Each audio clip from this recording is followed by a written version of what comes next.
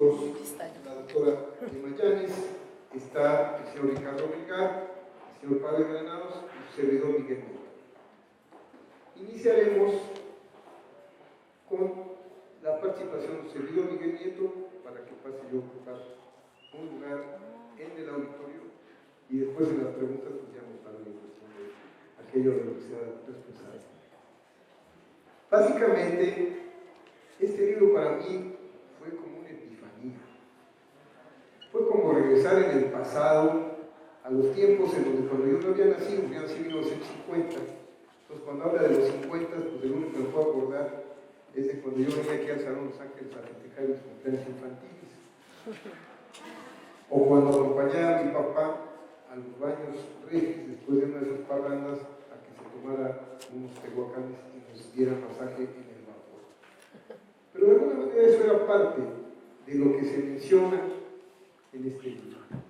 Este libro que es un recorrido por una época que fue definitoria para el México contemporáneo, porque yo tengo la impresión, que seguramente alguien compartirá y otros no, de que entre el sexenio del general Lázaro Cárdenas, el sexenio de Liceo Miguel Alemán, fueron esos dos ejes los que al confluir formaron de alguna manera los dos ejes por los que se ha movido la creación del nuevo Estado mexicano. Los dos son casi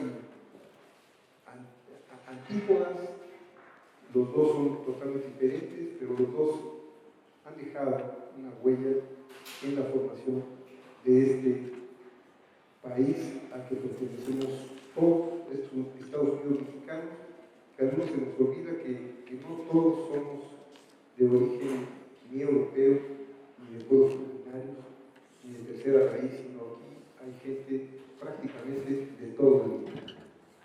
En esta relatoría que nos lleva por este mapa del pecado, que por razones geográficas se ubica en el centro de la ciudad, este centro de la ciudad en donde en los años 30, cuando se inauguró este Salón Los Ángeles, la ciudad terminaba aquí, porque ahora en esta avenida Flores Magón después seguían los talleres de ferrocarriles nacionales, entonces ya eran vías, y tenía algunas residencias hechas en vagones de ferrocarril de los trabajadores ferrocarrileros. Esas todavía las conocí yo. Y después había llanos. Había de hecho un tren que comunicaba a la estación de Buenavista con la estación de la Villa de Guadalupe. Entonces, en ese contexto, en una ciudad que terminaba donde estamos, en una ciudad que empezaba a crecer a pasos agigantados, pero que era todavía una mezcla de una ciudad rural y una metrópoli urbana, se da este mapa del pecado. Y es apasionante observar, para mí, cómo muchos de los protagonistas de estas historias los conocí personalmente. Por diversas razones, yo conocí a Marcos Zú, yo conocí a Yolanda Montes Tongolele, me considero su amigo, porque ella era muy amiga de otra amiga mía que fue Celia Cruz. Celia siempre llegaba a casa de Yolanda a visitarla cuando visitaba México, y a muchos otros personajes que están aquí reflejados.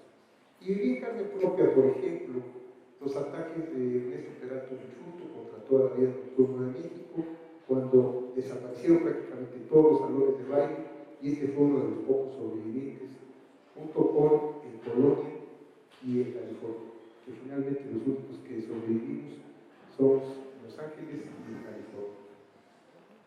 La relatoría que hace Emma de cómo la prensa utilizaba las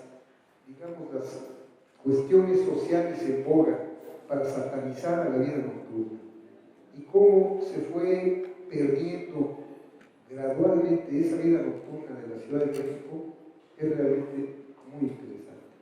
El trabajo puntual, etnográfico y de investigación que ha hecho para publicar esto realmente vale la pena que lo vean. Las imágenes, las fotografías, los mapas nos transportan a un México que en efecto en una parte ya no existe, pero en otra sigue exactamente igual que hace 60 años. Luis Buñuel, en Los Olvidados, nos reporta lo que sucedía abajo del puente de Normandia.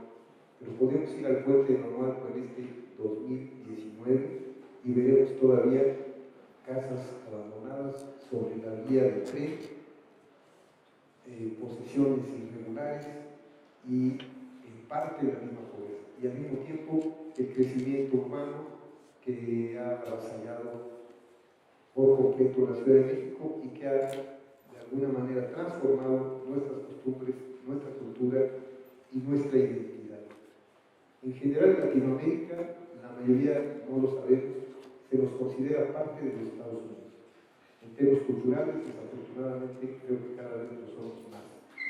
Y en la medida en la que nosotros recordemos cómo era México, cómo lo construimos entre todos y cómo lo podemos reconstruir, este será un acierto más.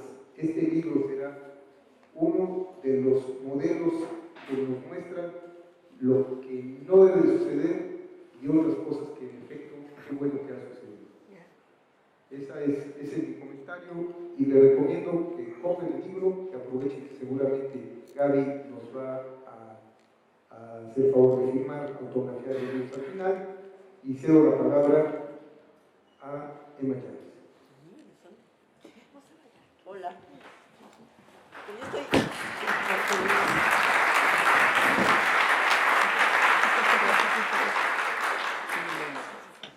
Bueno, pues hola, buenas tardes a todos. Yo estoy contentísima de estar aquí, entre otras razones porque soy una pecadora inigualable. Mi pecado principal ha sido haber vivido en mis años mozos a 3 cuadras de este salón, Los Ángeles, con la ilusión de hacer la revolución, misma que no hicimos desde luego, pero sí aprendimos un poco a bailar y a estar en este lugar maravilloso, que curiosamente es un lugar de paz, es un lugar que logra conglutinar al cariño, a la vocación por el baile y a un México posible. Entonces, bueno, estoy muy contenta de que me haya invitado Gaby a esta presentación. Y el pecado, ¿qué es el pecado? El pecado puede ser el deseo, simplemente el deseo. Puede ser, ahora diríamos, escanear al prójimo que le haces así. Y te imaginas, ahora sí que cualquier cantidad de cosas. O el pecado, que era en los años 50, era simplemente el permitir la voluptuosidad del cuerpo. Y eso es un poco de lo que habla el libro de Gaby. Estos lugares de pecado que reseña Gaby, en realidad no lo eran tanto. La misma Tongolele, digamos que era una buena ama de casa, pero provocaban el deseo. Y eso es lo que asustaba mucho a las buenas costumbres. Me imagino que todavía el Salón Los Ángeles tiene ese estigma, ¿no? Es un lugar de paz, es un lugar de alegría, y sin embargo provoca el deseo de los cuerpos, el atreverse a ser uno mismo, a ponerse de lentejuelas. Cuando sales del baño y regresas a tratar de que te salga bien la receta de la mamá, o que puedas llevar al día siguiente a tus hijos al colegio y que no les pase nada. Entonces, digamos que el pecado es el deseo que cada uno lleva en su corazón. Entonces, bueno, este libro, el libro El mapa rojo del pecado de Gaby Pulido, nos ofrece en efecto un mapeo donde podemos ubicar los principales cabarets, las casas de cita, los prostíbulos y los salones de baile de la Ciudad de México en la década 40 y 50, catalogados para la moral de la época como centros de vicio y de perdición que atentaban contra las buenas costumbres. Pero el libro es mucho más que eso. Se trata en efecto de un mapa, pero social y crítico, de la vida en torno a la farándula que creció estrepitosamente en la Ciudad de México a partir de los años 40, cuando arranca en el país la industrialización alemanista luego de la Segunda Guerra Mundial. Y se pensaba que para estar a tono con la industrialización, pues había que tener grandes cabarets que venían aparejados. Un mundo este de la farándula, ya ilustrado en la pantalla grande en la época de oro del cine mexicano, en la música popular y en novelas como Santa, la que contribuyó a establecer estereotipos ya por todos conocidos: el pachuco, la cabaretera, la mujer de oficio rescatada del vicio por el cliente enamorado. Personajes representados en el cine por actores de la talla de Jorge Negrete, Pedro Armendáriz o el infalible Tintán, o por bellas mujeres como María Félix. Al grado tal que se provocó en el subconsciente colectivo más de una admiración por el mundo del vicio, tratando de imitar comportamientos y formas de vestir del mismo. Sin embargo, el mundo idílico de patrones establecidos mostrado en la pantalla grande solo reflejaba parte de la realidad, o por lo menos la matizaba. De ahí la importancia del libro de Gaby Pulido en busca de un acercamiento historiográfico a lo que realmente sucedió en la época en torno a vida nocturna. Es decir, había un mundo en la pantalla y un mundo distinto en la vida cotidiana. Utiliza para ello, como fuente documental la cruda realidad. Las revistas femeninas, que no feministas, que desde luego no es lo mismo. Los artículos periodísticos del Sexo y el Universal, y sobre todo el Magazine de Policía de 44-59 y la Nota Roja, fuentes que le dan a su estudio una perspectiva distinta de lo que ofrece la pantalla grande.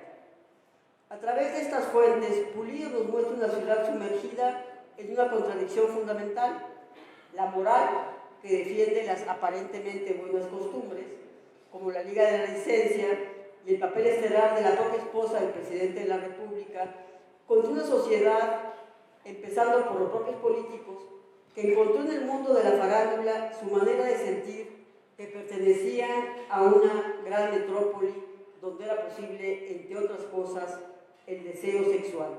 Una necesidad de acercarse a las luces de París, a los shows de Chicago, siempre guardando la jerarquía de los grandes cabarets y casas de cita en la colonia Roma y la avenida Reforma para adinerados y gobernantes. Y de eso, pues, todos los testimonios de Salvador Novo. En contraparte, según se deduce de la propia Nota Roja, era común en los santos populares los feminicidios, sin dejar atrás las enfermedades venéreas de los parroquianos y mujeres de oficio, y la agresión eterna en este país a los homosexuales, catalogados como enfermos, a los que se dedica en el libro todo un capítulo. Hoy, afortunadamente, tienen derecho.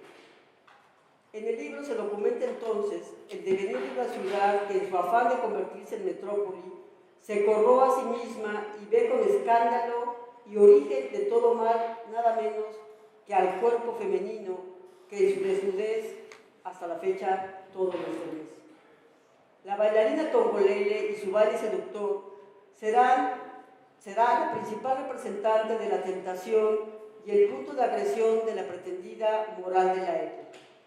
Una mujer, sin embargo, Yolanda Montes, casada con el bongocero de su grupo, que en realidad, después de sus escandalosas y provocadoras actuaciones, volvía a ser, como siempre quiso, una tranquila y fiel ama de casa. Por cierto, en la actualidad Tongolele vive en Puebla con uno de sus hijos y dice que ha perdido la memoria. No recuerda el huracán de pasiones que desató, la revolución del espectáculo que generó su cuerpo como pionera de las llamadas bailarinas exóticas, que a fuerza de culparlas de todo mal, se volvieron diosas en el subconsciente colectivo. ¿Quién no quisiera hasta la fecha ser Tongolele? Construir la memoria y conocer sus eventualidades y sus tropiezos, dirá Pulido en la introducción de su libro, es parte del objetivo de su texto. Y como la memoria social es una construcción colectiva, Yolanda Montes podrá estar tranquila, podrá incluso, creo yo, morir en paz. Gabriela Pulido, con precisión historiográfica, ha recuperado para todos nosotros el tongolelismo. Quizás no importa quiénes hayamos sido, sino quién nos recuerda. Tal vez no tanto lo que hicimos, sino cómo dejar huella, por ejemplo, bailando en el sol.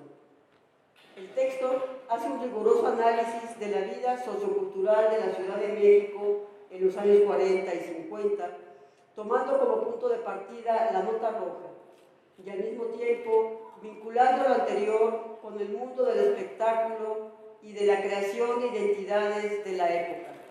los que nos permite el uso de esa fuente documental desde una perspectiva crítica, no amarillista, que se inscribe dentro de una historia social.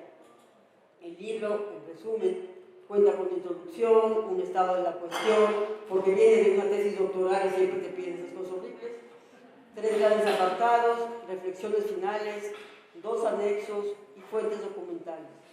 Pero es sobre todo una invitación a que el cuerpo femenino siga siendo y se conserve como una tentación. Gracias.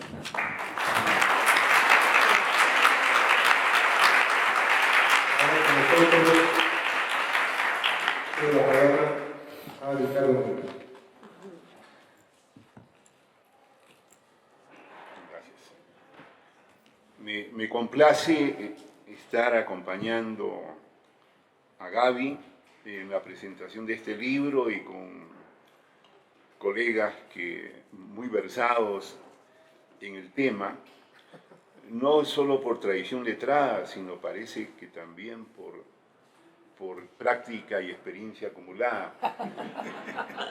Y entonces, yo empezaré hablando de lo que me suscita la materialidad de esta obra.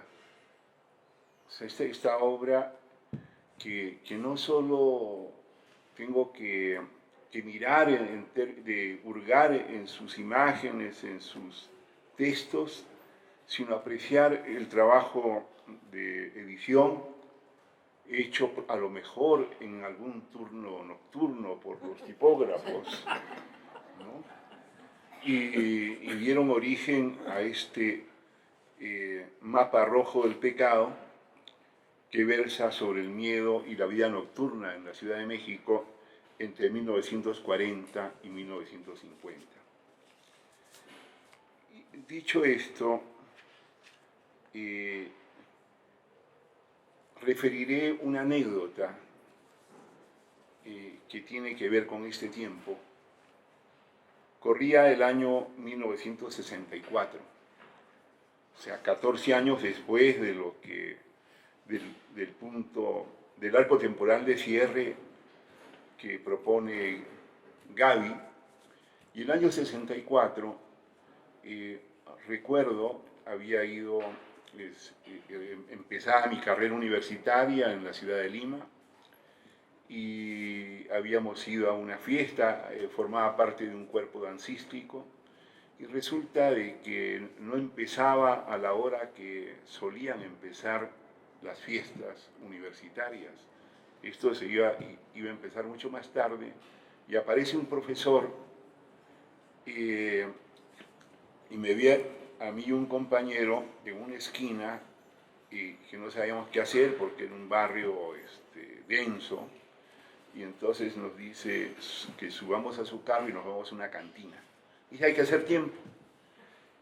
Y me dice, nos dice, yo viví en México, me tocó un exilio que empezó en octubre de 1948. Un exilio político, y en ese exilio, dice, no voy a hablar de la parte de la vida del exilio, la actividad política, sino algo que me pareció maravilloso, la vida nocturna de esa ciudad. Me decía Melgar, Ollay, es que ustedes no se imaginan lo que es la vida nocturna en esa maravillosa ciudad a la que yo llegué. Entonces me hablaba de muchos escenarios en los cuales ubica en su cartografía Gabriela con mucho detalle, y me hizo recordar de pronto mi primer guiño a la temática del tema bien tratado de Gaby. Pasaré ahora a preguntarme por qué preside una emoción fuerte el análisis de la obra, el miedo. Está largamente fundamentado de que en su obra de que el miedo es una construcción principalmente mediática, interesada, en la cual concurren diferentes actores: el Estado, la Liga de la Decencia, las viejas corrientes conservadoras que defendían celosamente los fueros de las familias, que normaban sus vidas siguiendo a puntillas en los espacios públicos el manual de Carreño, no así tanto en las travesuras que podían hacer en otros espacios que podrían ser privados o subterráneos. Pero bueno, ese era el contexto en el cual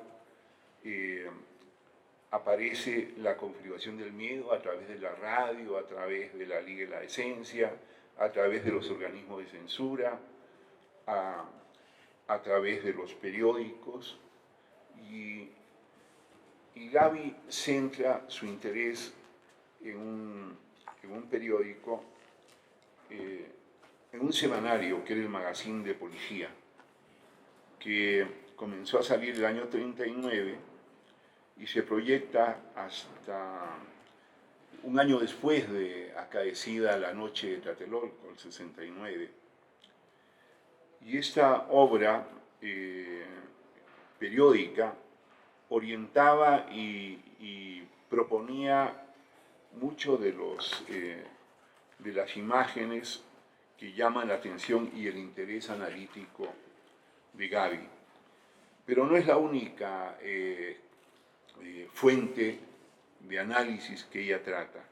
Esta obra está atravesada por muchas imágenes, y desde esa perspectiva yo diría que se inscribe, es un buen ejemplo de historia cultural de las imágenes, asociada a una problemática específica, la vida nocturna, ¿no? Y esa galaxia compleja que representa lo femenino, que es mucho más que el cuerpo, mucho más que el desnudo, mucho más que el pecado. ¿Por qué? Porque está la contraparte, la expresión del pudor, de la decencia, de cómo llevar la segunda piel.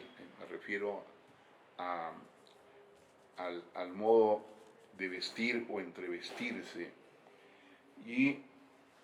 Pero al mismo tiempo, ella hace un análisis muy fino, muy prolijo, de lo que es la producción diarística, la producción gráfica, ¿no? Semanal, diaria, y allí va analizando el cambio, los giros que hay en las retóricas, de cómo narrar, cómo criminalizar, cómo estigmatizar lo que era la vida nocturna. Este detalle de ir marcando hitos en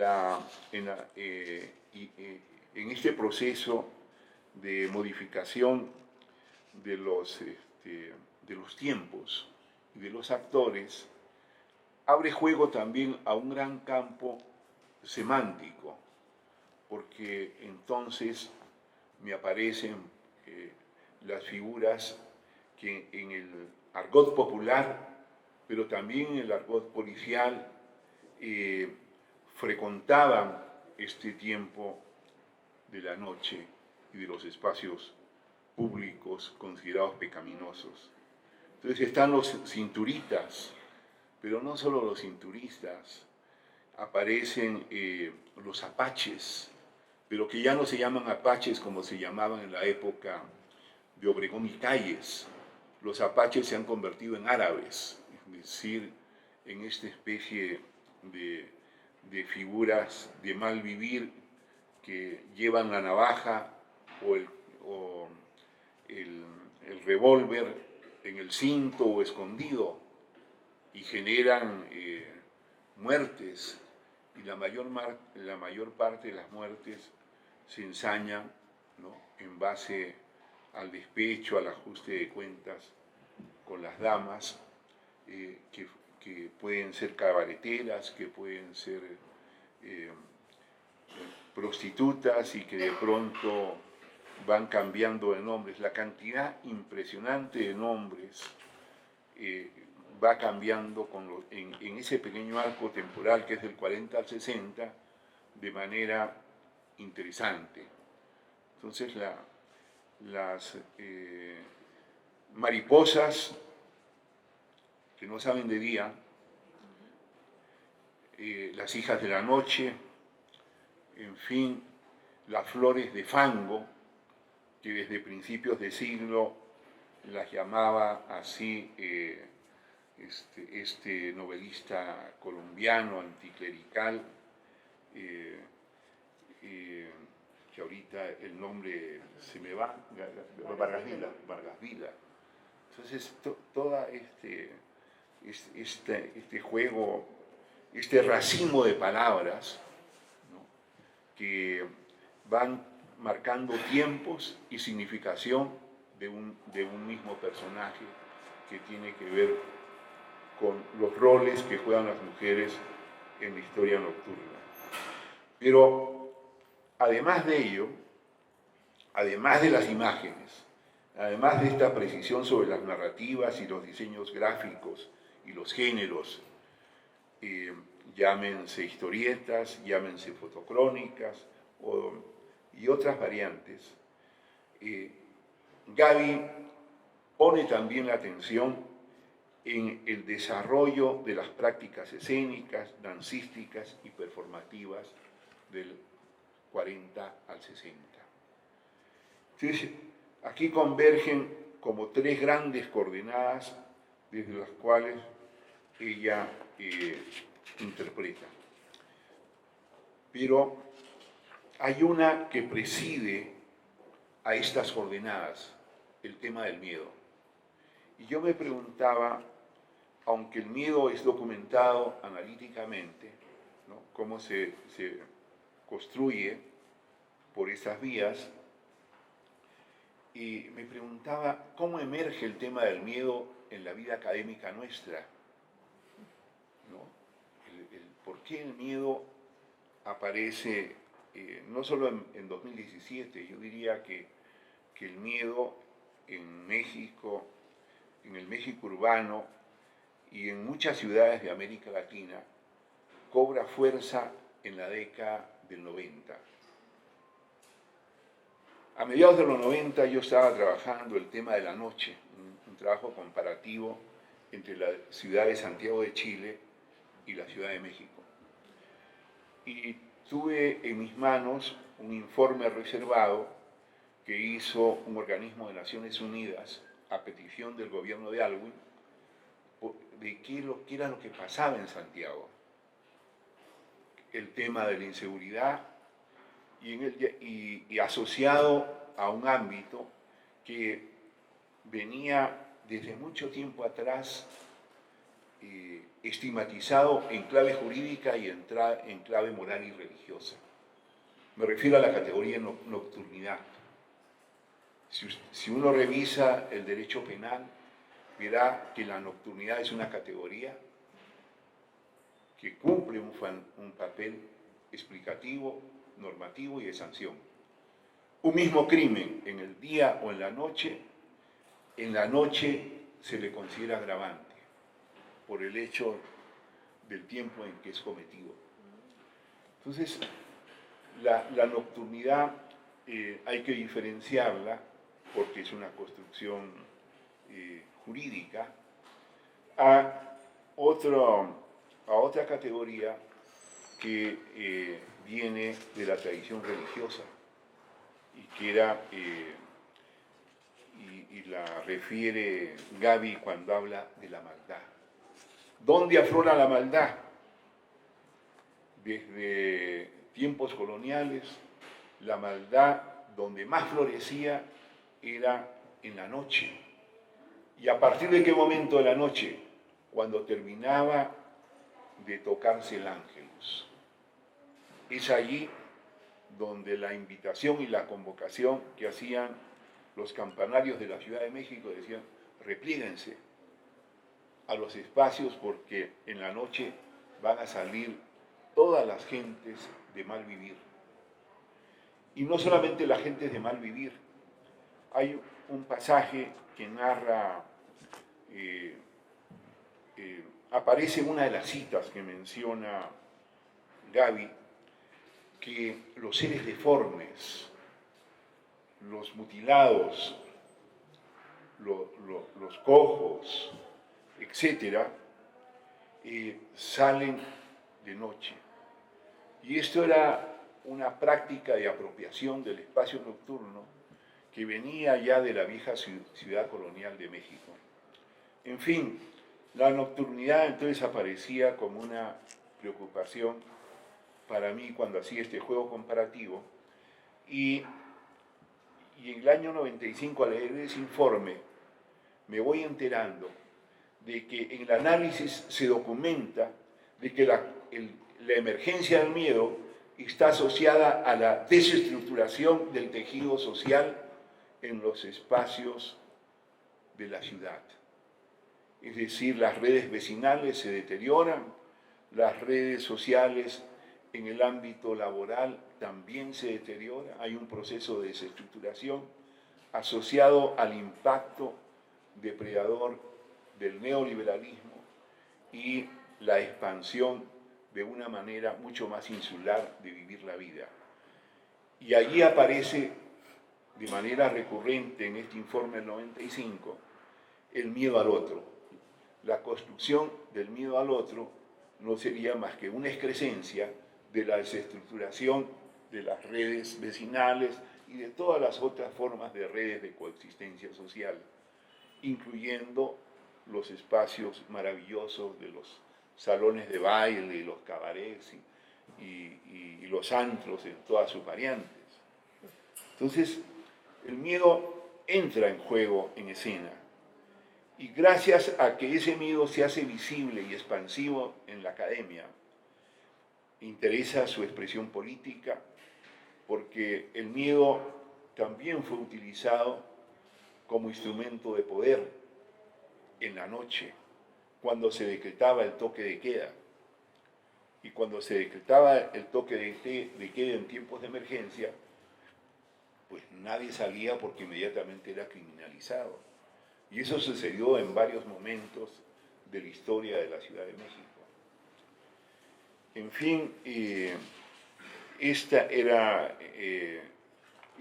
expresión del miedo me parece que tendría que matizarse, porque en la propia obra de Gaby aparece esta emoción como presidiendo desde el ámbito del poder, pero desde los actores sociales que viven la noche, que viven y participan de manera diferenciada en todos estos escenarios que llámense cantinas, llámense bares, llámense cabarets, llámense carpas, etc., teatros de variedades, se movilizan otras emociones, y otras emociones que le dan positividad a ese espacio y también a las relaciones sociales. ¿Cuáles son esas otras emociones? Aparecen de alguna manera diseminadas a lo largo de toda esta obra. Entonces, el miedo tiene que ser visto, como lo hace Gaby, en contrapunto con las otras pasiones. Algunas de ellas emergen del deseo, pero el deseo suscita varias emociones. El deseo no solo significa una emoción, puede significar la atracción desmedida, lujuriosa por el cuerpo femenino, o viceversa. Puede representar el odio, puede representar muchas cosas. En fin, esta parte de la emocionalidad me parece que es realmente relevante. Y debo aludir, tratando de abreviar, de que hay partes que me parecen que son muy sugerentes. Cuando Gaby trata el tema del desnudismo, que es mucho más que el tongolelismo, que es relevante, pero no atrae como ya analiza de que hay otras figuras maravillosas que aparecen expresando el desnudo, siguiendo las coordenadas que reinantes en Francia, en Montmartre o Montparnasse, más en Montmartre, que es esa referencia, ¿no? O en Estados Unidos, porque hay más de una figura estadounidense que llega a hacer bailes en cabarets o en teatro de variedades de alta potencia, seductora, provocadora. También hay que mencionar de que aparecen todo un proceso muy interesante de nativización del ocio. Y la nativización del ocio, de la transgresión y del pecado, me parece que es uno de los grandes aportes de la obra, porque señala históricamente en qué momento comienza a expresarse en el teatro de revista, cómo los discursos de la mexicanidad, de manera muy creativas, el cabaret a la mexicana, entran en juego. Agregaría yo que también entra en el terreno actoral, ella lo menciona, dice los actores extranjeros que en tiempos del porfiriato, inicios de la revolución, eran españoles o de otras nacionalidades, pasan ahora a cooptar, ¿no? La atención y ofrecerle centralidad a los mexicanos.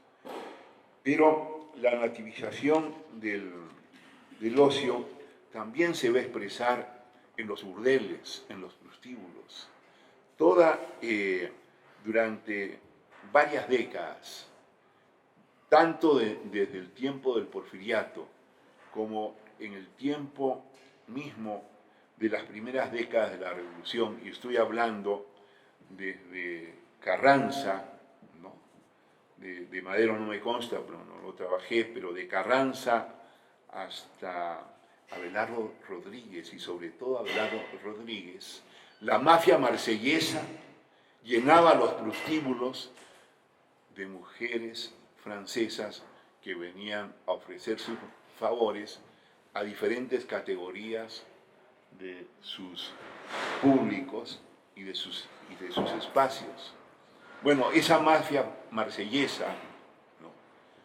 Que prácticamente tenía el control de toda la red prostibularia sobre el Atlántico y el Pacífico latinoamericano, va a ser desplazada por iniciativas más nacionales. También son mexicanas las que van a prestar los servicios, van a ser estas mariposas nocturnas, muy mexicanas, las que van a concitar y van a modificar el gusto de los usuarios de todo ese tiempo.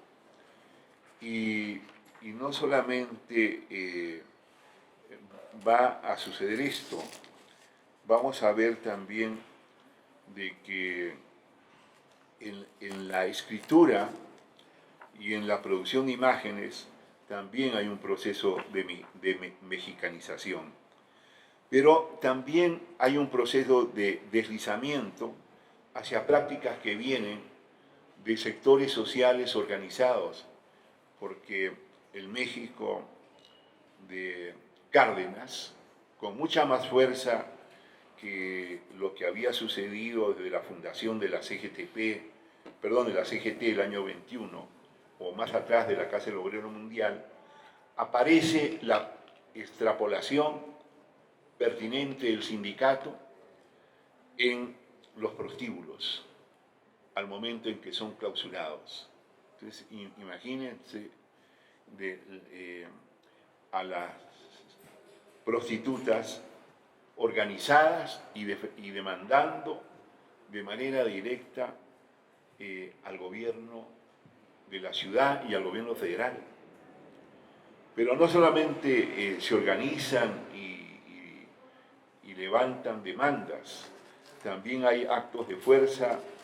En una de las crónicas que menciona Gaby, hay una medida de fuerza realmente muy fuerte.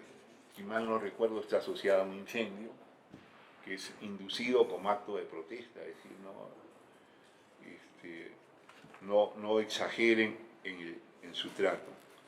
En fin, todo este universo de esta obra da para mucho, y yo solamente he anotado algunas entradas que a mí me suscitaron interés y derivas que estimulan mis preocupaciones, y una segunda lectura que me toca hacer de este maravilloso mapa rojo del pecado, y aproximarme más allá de las letras a esas prácticas que, a pesar de que esto concluyó en el 50, todavía subsisten en esta ciudad. Muchas gracias.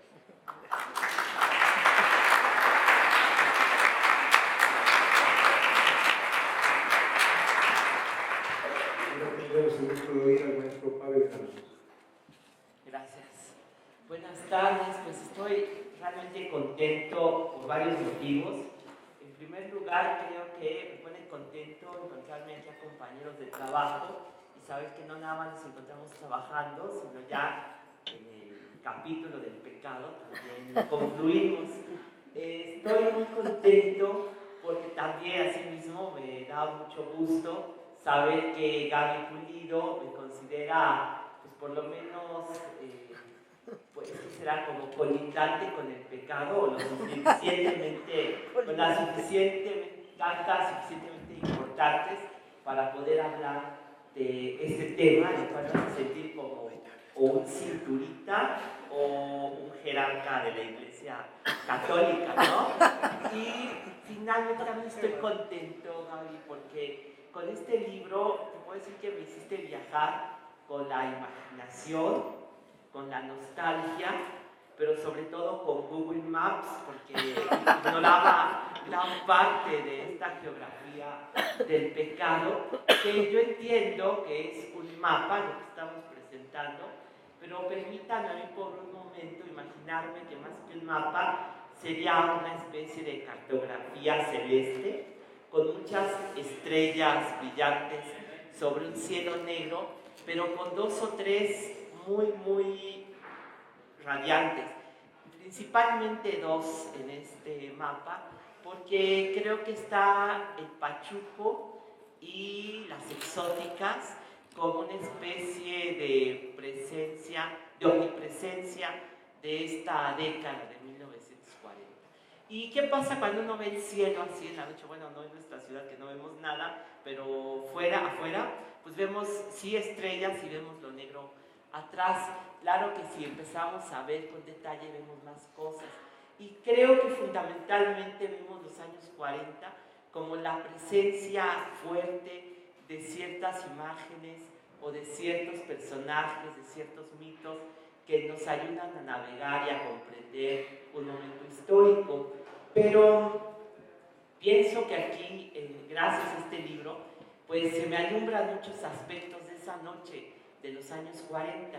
Es decir, que empieza uno a ver, pues sí, al Pachuco, sí, las exóticas, sí, a Tongolele, pero un mundo que pervivió, un mundo que estuvo alrededor de estas figuras, pues viviendo y pecando, ¿no? Entonces, yo no creo que Tintán o que Tongolele hayan sido tan conscientes de todo lo que inspiraron, de la cantidad de pasiones que se movieron a su alrededor, como es igual, para seguir la imagen, como una maquinaria celeste que los acompañó, de la cual fueron centrales y a la cual pusieron en movimiento durante mucho tiempo, ¿no? Bueno, voy a citar al personaje menos tropical que uno se puede imaginar, que es Antonio Gramsci, que decía que habla, porque hay algo que es la censura, ¿no? Y Antonio Gramsci, al hablar de su tiempo, de cómo convivió el fascismo con la censura y con la libertad, él decía que lo que pasa es que el pensamiento capitalista así duro, moralista de los años 20, lo que hacía era ver la cadena de la producción de los trabajadores y quitar de ahí, eliminar, chupar hasta la menor onda de que pueda, es decir, llegar a lo mínimo de aquella inmoralidad que desviaba las fuerzas productivas hacia otros lados. Y por eso el interés del capitalismo en conservar y contemplar y apoyar y pues hasta enternecerse con el nido familiar, ¿no? Con esa moralidad familiar. Y yo creo que, bueno, les decía, a mí este libro me alumbró, creo que era una pieza que me faltaba para comprender más este momento, los años 40, y ponerlo en perspectiva, porque naturalmente venimos de ahí, naturalmente tenemos un gran contacto con ese mundo, porque si tú cierras el libro con Kumbala, con la canción de Maldita Vecindad, y eso fue un momento también muy importante, porque socialmente yo creo que una generación se identificó como hija de los pachucos y quizá de las tombolenes, ¿no? De las cabareteras. De ahí, es decir, que hay una gran descendencia quizá generacional con la cual nos identificamos. Entonces el libro pone en contexto esta vida y pone varias cosas, porque por ejemplo esta noche, pues estamos por suerte aquí, pues casi yo diría que en el epicentro de la vida nocturna hoy, pero estamos también en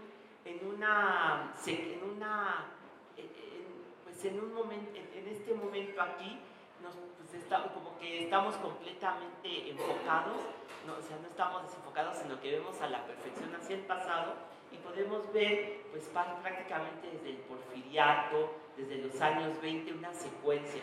¿Cómo es posible, por ejemplo, ver a la mujer? Porque esta cartografía fundamentalmente también es como una especie de mapa político del cuerpo femenino, ¿no? Porque estamos viendo cómo la mujer fue primero atreviéndose a salir sola a la calle, se fue atreviendo a leer ciertos textos, fue aprendiendo a reconocerse sin culpa como un sujeto de su gozo, ¿no? Y eso es una historia, por lo cual, bueno, yo pienso que este es un momento que nos alumbra y nos dice qué ha pasado en esta secuencia de momentos importantes que conducen hacia nosotros.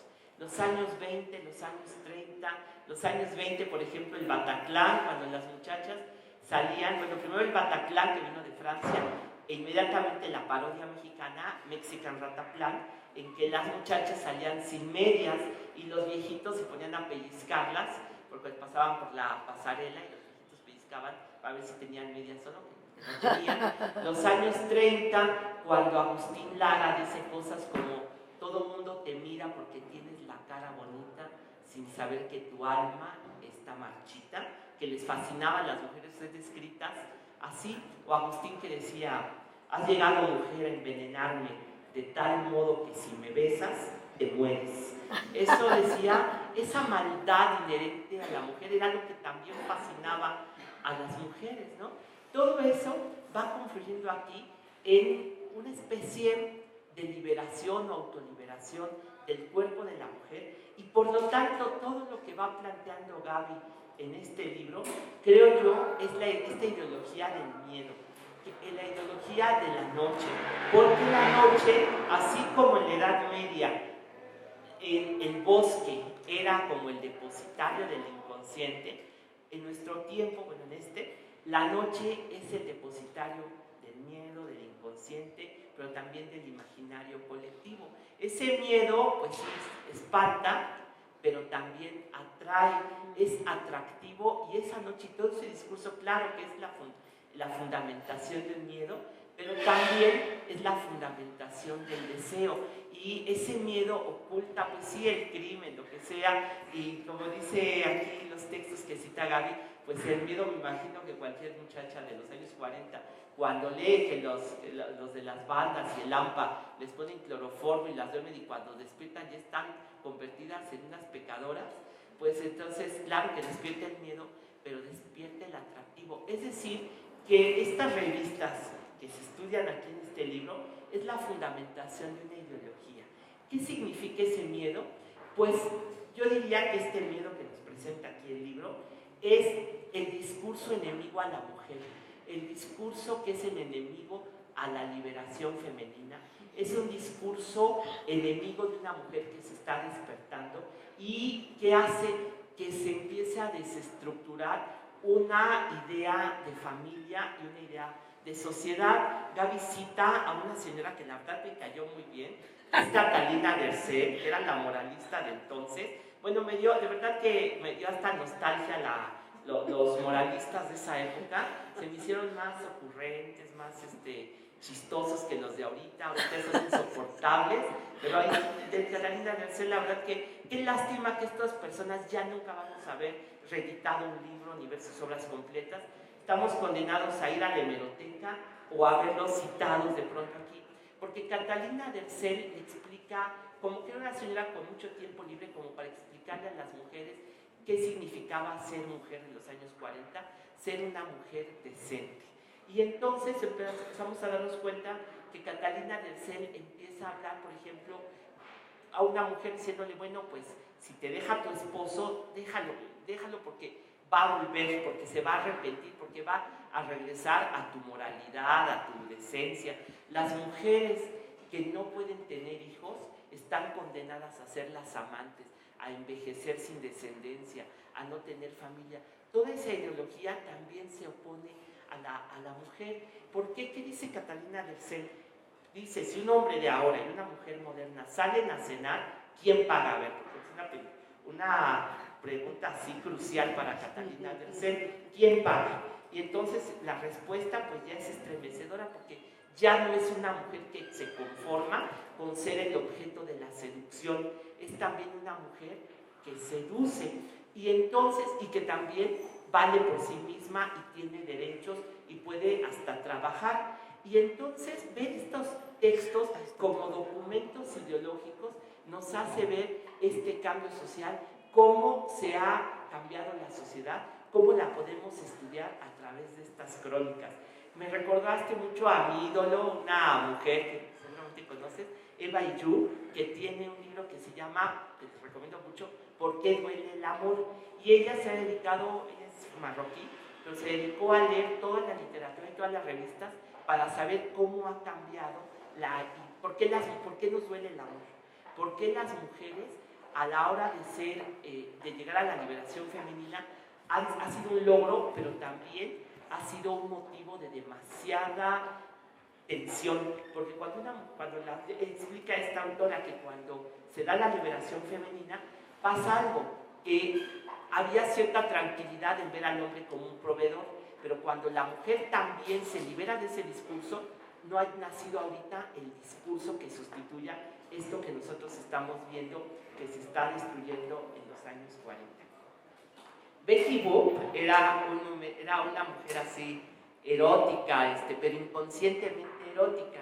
Una vez tuve la suerte de hacer una exposición que se llamó Erotismos ahí en el Museo del Objeto y puse unos muñequitos de Betty Boop y les digo, tuve suerte de invitar a María Victoria.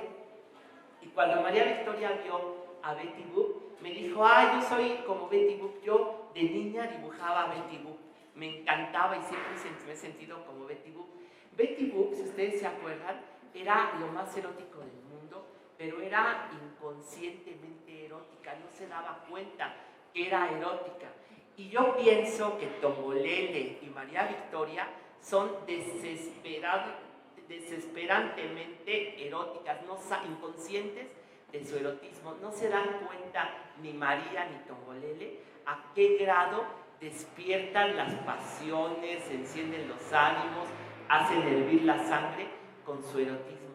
Esa inconsciencia las hace ser al mismo tiempo las dos cosas, además ser que son las pecadoras y las santas, concretadas en dos mujeres de esos tiempos. Bueno, ya voy a acabar para quedar aquí mucho tiempo, porque yo ahora recuerdo que yo tuve una amiga que fue completamente de estos años 40, una esposa de Agustín Lara que fue prostituta, que fue Raquel Díaz de León, a quien conoció Agustín en el burdel de La Bandida, completamente en los años 40, y me contó lo que fue ser mujer en esos tiempos, lo que fue ser primero una muchacha de familia a quien un novio con engaños le hizo salir de su casa y la violó junto con sus 5 amigos, y lo cual hizo que después Raquel, tenía 16 años, volviera a su casa. Su abuela, que imaginó que había pasado, le dijo: tú eres una perdida y ya no puedes entrar a esta casa. Se tuvo que ir a la casa de La Bandida, allí en la calle de Durango, y se volvió después en la musa de Agustín Lara, que le dedicó Cada noche un amor. O sea que estas historias se parecen a muchas biografías que seguramente se ven representadas en este imaginario, ¿no? Para terminar, quiero decir que hay una película que yo creo que es... Bueno, hay muchas ideologías en este libro. Es decir, los años 40, entonces hay mucho de esto. La ciudad frente a la provincia. Por ejemplo, cuando López Velarde dice, antes de saber del vicio, es decir, cuando vivía yo en la provincia, antes de llegar a la ciudad y saber del vicio, está construyendo esta ideología en la cual la ciudad es el mal y la provincia el bien, y eso se refleja completamente en el cine mexicano. En el teatro, había una obra de teatro en los años 20 que decía: la provincia es la patria, o sea, la ciudad no es la patria, nada más la provincia. Son donde están los verdaderos valores nacionales y católicos de nuestro país, y no la ciudad. En fin, hay mucho que se va desprendiendo aquí, pero yo quería decir que la que a mí se me hace la suma y la consagración de esta ideología del miedo, pero sobre todo de la doble moral, porque hay que pensar que yo creo que si la doble moral es de algún lado, es de nosotros, es lo más mexicano que tenemos. La doble moral es completamente nuestra encarnación, y yo diría que es la película de Aventurera, porque la película de Aventurera, si ustedes la recuerdan, nos hace ver que la sociedad que se espanta y la sociedad que peca es la misma, que la cabaretera y la mujer virtuosa es la misma, que la mujer más santa y respetable, que es Andrea Palma, es al mismo tiempo la dueña del burdel en donde se cometen todos los excesos y crímenes. Es decir, que la muchacha, la heroína, es la virtuosa y es la pecadora. La que trabaja en las mañanas de secretaria y la que baila en un antro es la misma persona. O sea que si un día de estos a ella se le hace temprano, al otro se le hace tarde, se va a encontrar a sí misma en la calle una noche, ¿no? Esa es la imagen de los años 50, la doble moral. Y esto, por eso, bueno, y por muchas cosas, pero ya no me va a alcanzar tiempo platicarlas, este libro es de verdad toda una serie de sugerencias, una invitación a regresar a los años 40 y encontrarse en estas calles a estos personajes, que me faltó decir, por ejemplo, Tintán, que sería una especie de matiz de estos pachucos y cinturitas que son terribles, pero Tintán yo creo que contribuyó a hacérnoslo. Lo que ha sobrevivido, digamos, es el otro, no este, por suerte, no el de las revistas, sino una cosa muchísimo más amable. Es decir, hoy nos quedó una versión quizá mucho más amable. A lo mejor vivir en los años 40 de verdad era algo terrible, pero revisitando con los ojos del libro de Gaby Pulido es, por el contrario, algo de lo más disfrutable y de lo más gozoso. Pues muchas gracias. Ay,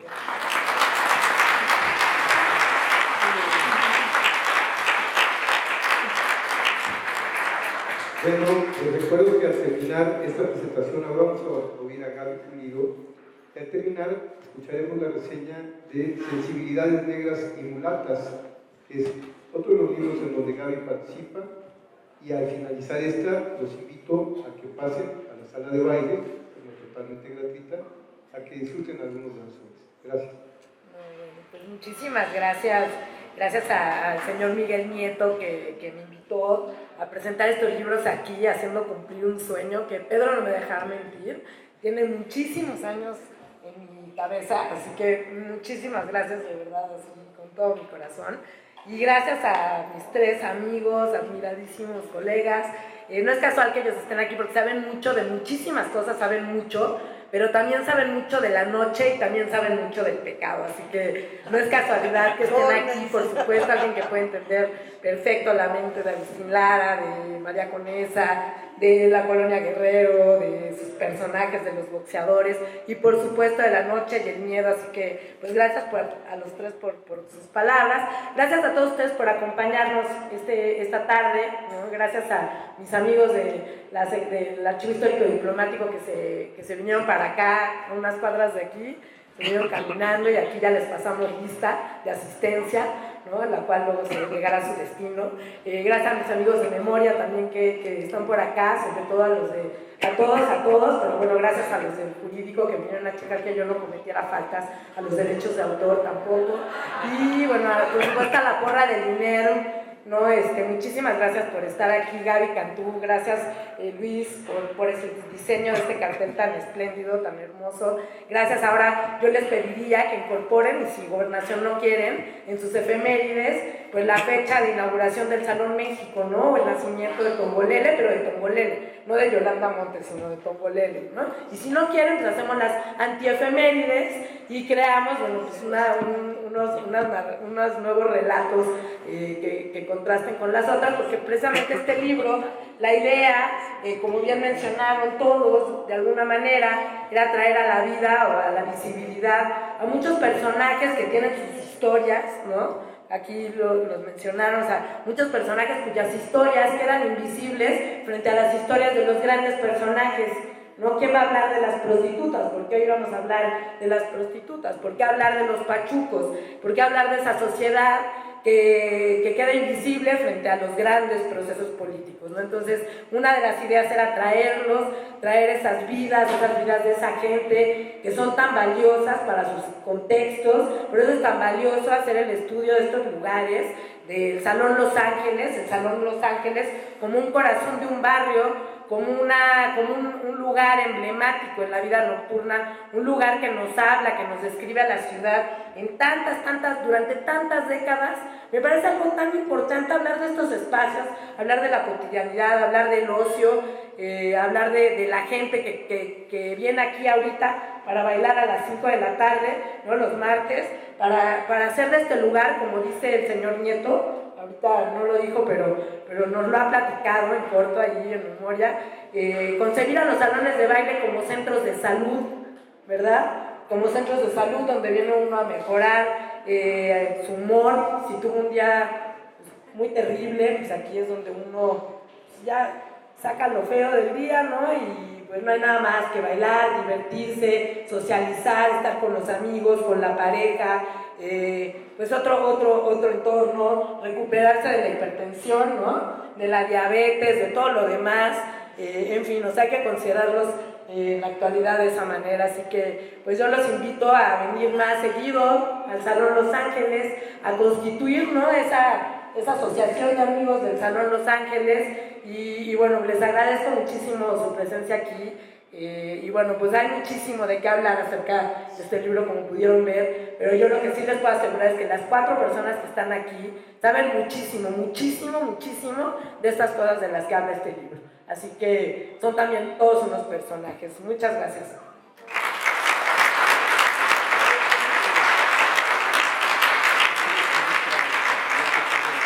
Bueno, les invito a Polo Gaitán y a Gaby Cantú a que vengan aquí para hablar del otro libro de sensibilidades negras y mulatas en las narrativas audiovisuales del siglo XX.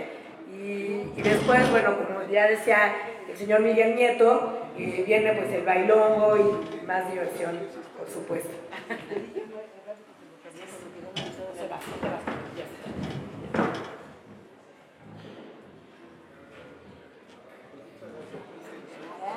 Se llenó.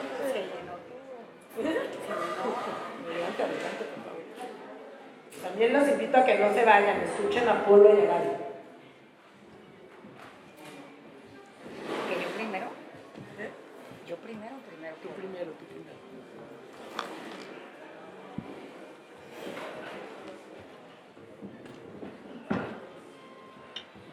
Buenas tardes. Vamos a continuar para que no se alargue mucho el...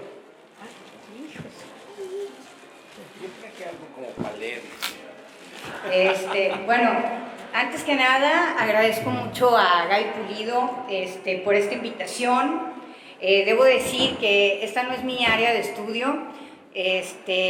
Yo más bien estudio la poesía, pero soy promotora cultural desde hace muchos años. Entonces, bueno, me conecté con los ensayos, con este coro de voces, estas miradas, me conecté inmediatamente, porque justamente de lo que trata el libro es de presentar las tradiciones culturales de los afrodescendientes, de todos los afros en Latinoamérica.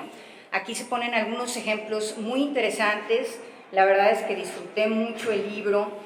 Son muchos temas, voy a tratar nada más algunos de ellos porque si no me extendería muchísimo. Lo primero que me vino a la mente con el primer ensayo que leí fue una novela que es una novela bellísima de Italo Calvino, que se llama Las ciudades invisibles. Y esta novela va de que Marco Polo, viviendo un poco a la fuerza en el imperio mongol, le dice el gran Khan, que era Kublai Khan entonces, ya había muerto Genghis Khan, lo manda a que vaya por todo su reino a recorrer y a que regrese y le platique sobre las ciudades, porque es tan grande el reino que el Khan pues, no las puede recorrer.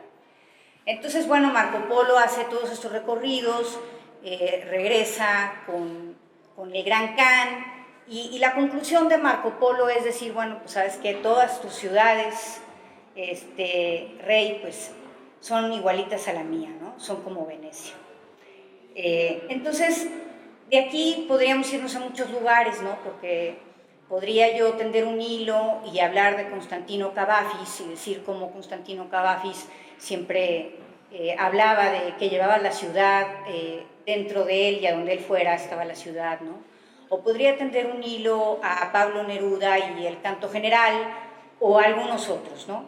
Pero me quedo con la línea de todas las ciudades son iguales a la mía y me voy completamente a otro lugar. Y es que hoy por hoy, en este mundo en el que vivimos, pareciera que las ciudades todas son iguales. O sea, uno puede estar aquí en Ciudad de México, puede estar en Nueva York, puede estar en Argentina, en Buenos Aires, puede estar en cualquier ciudad y más o menos puede acceder a las mismas cosas. Va a tener un teléfono inteligente o puede tenerlo, puede ir a un gimnasio muy parecido, tomar la misma clase de spinning, escuchar la misma música, en fin, de repente pareciera que las ciudades, bueno, no se diga entrar a un centro comercial, que es igualito entrar en Jalapa que entrar en Madrid, es igualito, tienen las mismas tiendas, las mismas marcas, se puede comprar la ropa idéntica, ¿no? Entonces de pronto pues nos encontramos que si no nos fijamos bien, nos quedamos en ese lugar superficial, en donde todo pareciera que es igual y todos somos unos clones, ¿no? Y las ciudades se van clonando en una especie de hechizo borgiano, ¿no? Un espejo y otro espejo y otro espejo.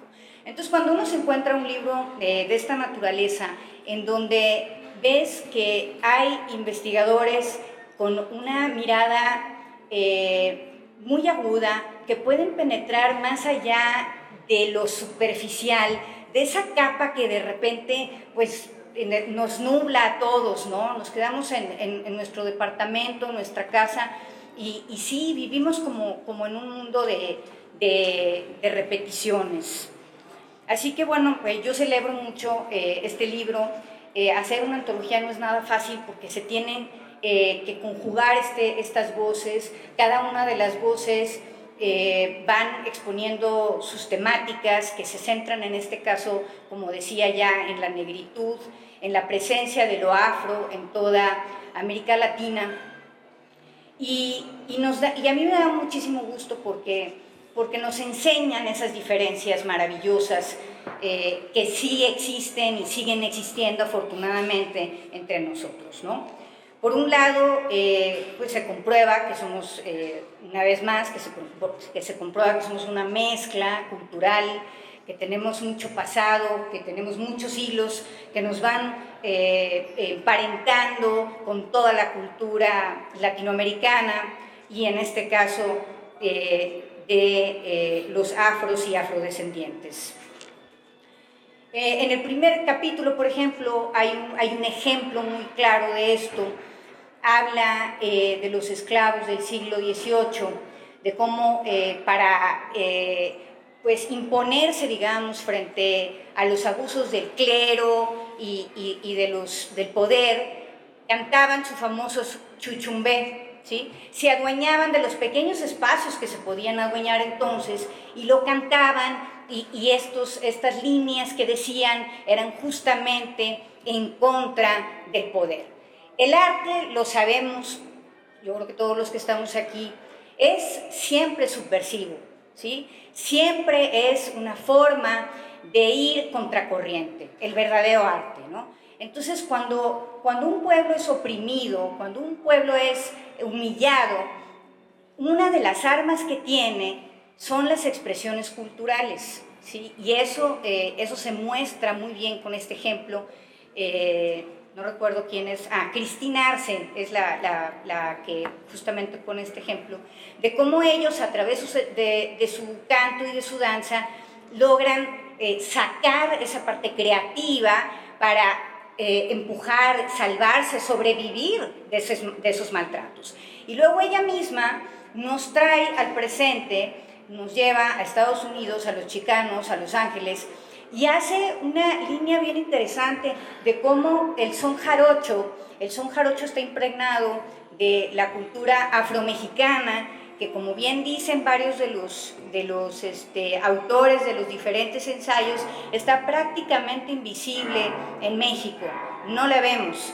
Yo recuerdo, yo estudié de primer momento de licenciatura, estudios internacionales, y por supuesto que nunca estuvo en la temática de estudiar nada que tuviera que ver con los afromexicanos, y bueno, pues es una verdadera pena, o sea, sí están invisibles, es un hecho, ¿no? Y entonces hace un lazo bien interesante con los chicanos, porque habla que los chicanos retoman este famoso chuchumbé, lo adaptan, lo transforman, lo hacen al ritmo del son jarocho, y el son jarocho justamente está impregnado de esta tradición afromexicana. Y ahí también hay una anécdota que cuento, que recientemente hablaba yo con mi hijo el menor, que tiene 16 años, y me hablaba justamente de cómo el son jarocho, o sea, la bamba, que adaptó en una versión así como estadounidense, Richie Valens. Hay un estudio que habla que esta canción va transformándose, y es lo que le llaman el protopunk, o sea, el punk rock de Patti Smith y de los Ramones viene de Richie Valens, o sea, todo está conectado, ¿no? Entonces, bueno, me parece interesante como decir esa anécdota. Sí. Bueno, luego vienen el tema de la rumba, el tema de estas mujeres de las que ya hablaban nuestros compañeros de la mesa anterior, de estas mujeres que se presentaban en los salones nocturnos, como este lugar al que nunca había asistido y que, bueno, estoy muy impresionada con el salón de aquí al lado. Ahorita espero que alguien me saque a bailar. Y bueno, estas mujeres maravillosas que fueron como tomando estos espacios públicos, primero los salones de baile, luego también, y no solo estas mujeres, sino que los afrodescendientes, digamos, ¿no? También de alguna manera fueron tomando la radio, fueron tomando la televisión, y fueron como tomando sus espacios y haciéndose presentes en nuestra cultura, y con todo y eso siguen estando invisibles, ¿no? Hay una situación también interesante que sale en varios de los ensayos, y es que no se tiene claro, porque no lo dejan aquí muy claro los estudiosos que participan, si es consciente o no que, por ejemplo, en el cine, lo negro y la negritud se asociaba como con lo negativo, las malas costumbres, bueno, los mismos bailes de estas mujeres que provocaban el deseo y la sexualidad, ¿no? Eran vistas como el pecado, como ya lo describe Gaby. No conozco el libro, pero por lo que platicaban los compañeros. Pero hay una diferencia interesante que apunta Gaby en su ensayo, que creo que se llama Máscaras, algo por ahí, ¿no? Máscaras, las caras negras. Una diferencia interesante por disfraces negros. Porque, por ejemplo, en los salones de baile, estas chicas eran vistas como muy sensuales y todo era fiesta y carne, y como decía Gaby, la gente pues iba a disfrutar y después del día terrible de trabajo venían como a descansar. En el cine, muchos de los papeles que hicieron los afrodescendientes jugaban papeles como tristes, se ponían la máscara de la tristeza, se vestían de tristeza y eran los que sufrían, y eran los que, aunque no fueran, no llevaran, digamos, el papel protagónico, eran como los que siempre estaban llorando y siempre sufrían y eran, pues, los señalados y Entonces había como una diferencia, ¿no?, entre la alegría de los salones de baile y la tristeza que de alguna manera retrataban la televisión. Y bueno, hay otras cosas reveladoras en este libro. Se habla de lo que también pasa, por ejemplo, en Colombia y la rumba en Colombia, y cómo al entrar estas tradiciones a Colombia se desata pues toda una industria del disco y de la radionovela. Un momento muy importante es la novela El derecho de nacer. Nos apunta Ricardo Chica Gelis, que también lo hace Gaby en su ensayo, esta radionovela que marca un momento muy importante de la presencia de la negritud en México y también en Colombia. También se habla de la inserción de lo cubano en México, y que son justamente estas bandas cubanas como la de Pérez Prado que respaldan a estas mujeres que vienen a bailar a estos sitios, a estos salones de baile. ¿Qué más les digo? Es que realmente es muy extenso el libro y tiene demasiadas cosas que decir. También se habla de la música afroantillana, de cómo va cambiando, cómo van los ritmos y los instrumentos y las estructuras van transformándose gracias precisamente a la fusión de tradiciones. Creo que esto de la fusión de tradiciones es como la clave, de alguna manera, o una de las claves del libro, ¿no? Porque México y toda Latinoamérica, y bueno, para el caso todo el mundo, somos una fusión de tradiciones, pero como señalaba bien al principio, creo que es muy interesante también ver las diferencias, porque es lo que nos da la posibilidad como de rescatar esas cualidades particulares de cada cultura y no perder lo que nos distingue, ¿no?, nos identifica. Estas expresiones culturales que cada cultura tiene hacen que la persona se identifique con un grupo, se identifique con una forma de ser, sienta orgullo, incluso cuando, por ejemplo, en Estados Unidos, en estos fandangos que se organizan, en donde se toma, en un parque, se toma el espacio público y se ponen a bailar y se ponen a cantar y todos se mezclan y todos están felices, pero están al mismo tiempo protestando por el maltrato y la violencia que hay en Estados Unidos en contra de los chicanos.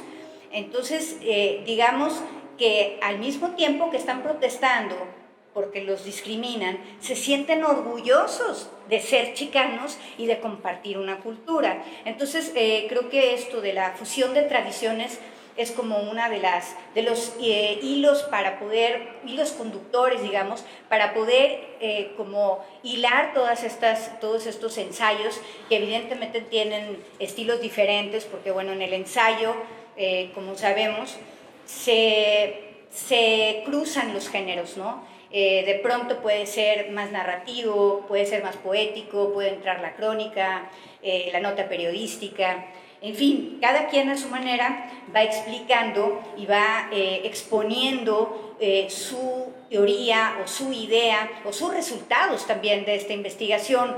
Recordemos que hay esta parte de investigación, pero la investigación está totalmente ligada con la intuición, porque el investigador va investigando de acuerdo a lo que va descubriendo, que está íntimamente ligado con lo que le está diciendo su intuición.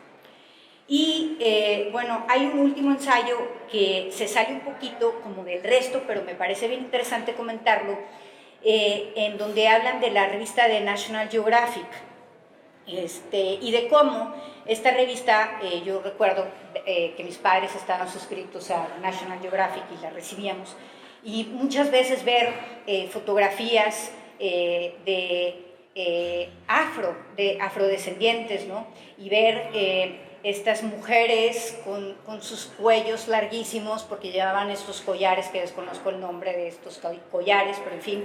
Entonces, de cómo el último, Edwin Pitre Vázquez, es el que, Laura Muñoz, perdón, es la que nos habla de esto, de cómo hay una manipulación por parte de esta revista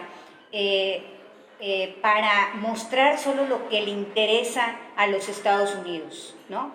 Y no solo para mostrar imágenes, sino para manipular incluso un discurso político. Y de ejemplo, entre los ejemplos que pone, comenta que las fotografías, por ejemplo, que se fotografiaron, valga la redundancia, del Canal de Panamá, siempre mostraron los espacios útiles para una defensa militar más que retratar la geografía de la región.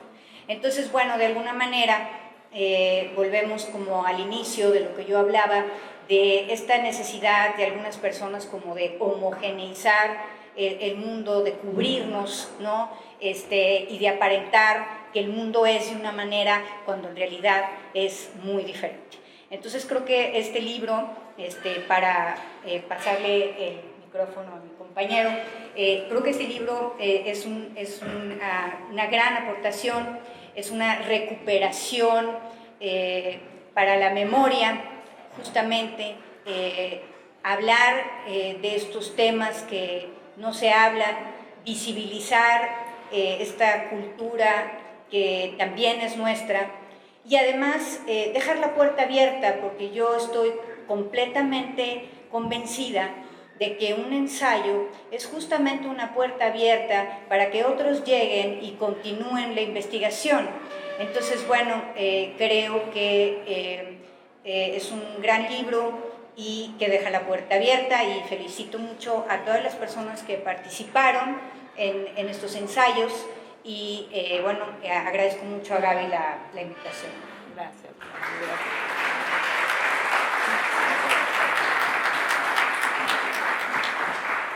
Pues buenas tardes y muchas gracias por estar aquí. ¿Sí se oye? ¿Sí se oye? ¿No? Se me hace que pégatelo un poquito más. A ver, ¿ya? ¿Se oye mejor? Sí. Respondiendo a una pregunta que hacía Cantú, que si es consciente la ignorancia o la negación de los productores cinematográficos a la presencia de la negritud. Pegártelo más en la boca. Sí, efectivamente es consciente. Hay una negación política e ideológica en esos mensajes. No es gratuito. Hay una negación de que en México, en el caso del cine mexicano, de que en México hay negros. No existen los negros. Los negros, si ustedes ven todas las películas mexicanas, sobre todo de la época de oro, que representan negros, todos los negros que son de piel auténtica son extranjeros. Eusebia Cosme, esta Roberta, José Laboriel, que es de Honduras. Entonces, todo todos los negros verdaderos son extranjeros. Y los negros, o los actores que hacen el papel de negro mexicanos, todos son pintados. ¿Por qué? Porque no hay negros, en México no hay negros, según los cánones establecidos políticos e ideológicos de las élites que nos gobernaban en ese momento. Entonces, partiendo de eso, pues les diré que el libro es una mirada, son 11 miradas desde diferentes ángulos. Unos son desde Nueva York, otros son desde La Habana, otros son de México, otros son de Colombia, de Panamá, y que nos hablan de sus respectivos, digamos, enfoques sobre las identidades que hay ahí. Pitre, por ejemplo, nos va a hablar sobre la cumbia panameña. Edwin Pitre es un investigador de la Universidad de Brasil, ¿cómo se llama? De Curitiba, Brasil. Y entonces, pero él es panameño y se fue allá a trabajar. Y entonces nos va a agarrar y hacer comparaciones entre la cumbia panameña y el bossa nova y otros ritmos, digamos, brasileños. Ricardo Chica, un colombiano, nos va a hablar precisamente de los medios de comunicación en Cartagena, Colombia, cómo influyeron para que el cine fuera como una especie de institutriz pedagógica para decir cómo debía ser la mujer. Entonces, él tiene un libro que se llama Cuando las negras de Chambacú querían parecerse a María Félix.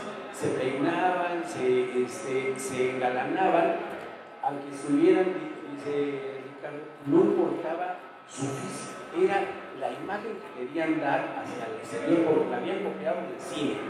Entonces, eso es esa mirada y cómo los negros se van adaptando a esas propuestas cinematográficas. De hecho, me decía que en su investigación que hizo allá en Cartagena, decía que los de Cartagena, recuerden que estamos hablando de los 40-50, el alfabetismo en Cartagena era grande, igual que en México, y entonces sus referencias a través de la música y a través del cine eran las únicas que les enseñaban. Y entonces ellos pensaban que sus fronteras, una era México y la otra era Cuba, Cuba por su música y México por su cine. Entonces, pues, no tenían esta visión de país todavía conformado como tal, ¿no? Entonces, va a ser una mirada, pues, muy interesante sobre estos negros, sobre todo costeños de Cartagena. Otras miradas que vienen desde Cuba, la rumba de Yesenia, que ella es afrocubana, pero además es bailarina. Y entonces hace un análisis desde el baile que ella profesa y cómo va a ser, cómo la tradición de la danza va a ir cambiando a través de los medios también de comunicación, pero sin perder su originalidad, ¿no? Entonces nos va a hablar de una pareja de bailarines de los años 20, 30, que van a aparecer en varias películas mexicanas, y la que me acuerdo es la de Tierra Brava, donde se ve que llegan a la estación de Veracruz y Pardavé también llega, y ahí se queda porque los portales están tocando estos negros y bailando esta pareja de afrocubanos. Entonces, pues son bastantes miradas acerca de cómo es la relación actual, partiendo de la historia, sobre cómo es tratada la negritud. En mi caso, yo hice el ensayo sobre el cine mexicano, cómo el negro cómo el cine pues va estigmatizando al negro y a la negra, dándole papeles, como decía la compañera, sufridores, sí, pero empieza a sufrir dentro de las películas mexicanas, son los que más gozan, desde los bailadores, los cantantes y los músicos, ¿no? Son los que más aparecen, porque a veces no era tanto por ser los principales actores, sino porque, por un lado, distraían musicalmente tanto al desarrollo de la propia película como a los consumidores posteriormente, ¿no? Y entonces esto va a ser, y también por cuestiones económicas, les salía mucho más barato contratar a unos negritos que cobraban nada más la cena y un poco para irse en el bus, y con eso rellenaban ya la película y todos iban contentos, y más el productor porque era el que ganaba más dinero.